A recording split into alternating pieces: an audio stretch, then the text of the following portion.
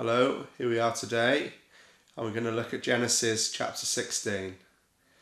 Now Sarai, Abram's wife, had borne him no children, but she had an Egyptian maidservant named Hagar.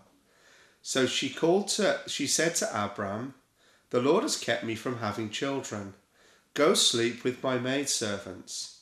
Perhaps I can build a family through her." Abram agreed to what Sarai said. So after Abram had been living in Canaan 10 years, Sarai, his wife, took her Egyptian maidservant Hagar and gave her to her husband to be his wife.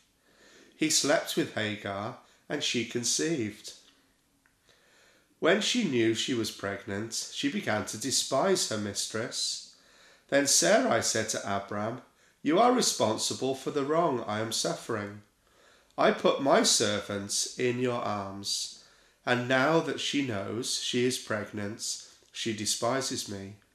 May the Lord judge between you and me." "Your servant is in your hands," Abram said. "Do with her whatever you think best." Then Sarai ill-treated Hagar, and she fled from her. The angel of the Lord found Hagar near a spring in the deserts. It was the spring that is beside the road to Shur.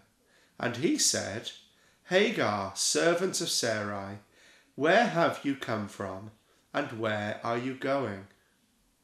"I am running away from my mistress Sarai," she answered. Then the angel of the Lord told her, Go back to your mistress, and submit to her." The angel added, "I will so increase your descendants that they will be too numerous to count."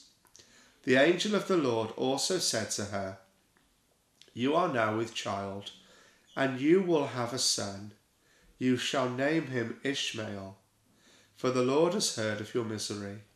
He will be a wild donkey of a man. His hand will be against everyone, and everyone's hand against him, and he will live in hostility towards all his brothers." She gave this name to the Lord, who spoke to her, "You are the God who sees me." For she said, "I have now seen the one who sees me."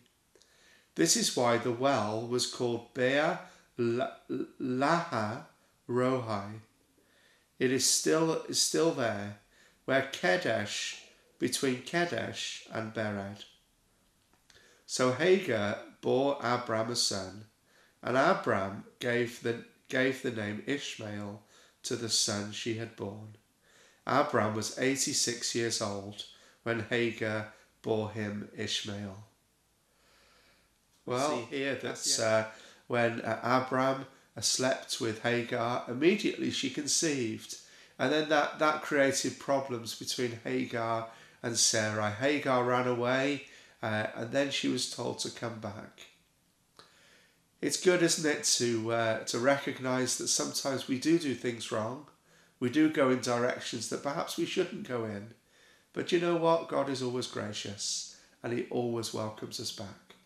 Thank you for listening. Thank you for watching, and I hope and pray that you got something from today's reading.